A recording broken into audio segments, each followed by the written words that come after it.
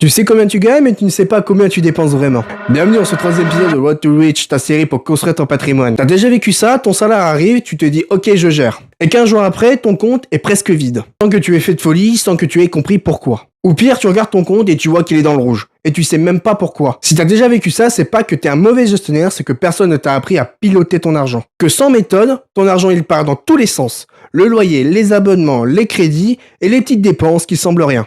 Mais qui s'accumulent. Et à la fin du mois, tu subis, tu réagis, mais tu ne pilotes pas. Alors voilà la méthode, celle que j'utilise avec tous mes clients. 3 catégories et c'est tout.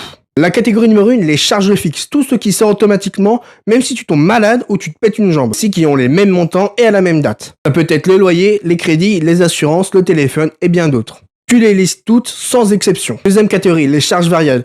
Celles qui changent chaque mois. Peut-être des courses, le carburant, le restaurant, les sorties. Ces dépenses-là, elles te semblent petites, mais c'est là que tout fuit. Troisième catégorie, l'épargne. Pas ce qu'il reste à la fin, c'est ce que tu mets de côté en premier, avant même de dépenser quoi que ce soit. Et pour équilibrer tout ça, il y a une règle simple qui est la méthode des 50-30-20. 50% des charges courantes, 30% pour tes loisirs et 20% pour ton épargne. Soyons honnêtes, quand tu as un petit salaire, ça ressemble plus à 75% de charges, 15% de loisirs et 10% d'épargne.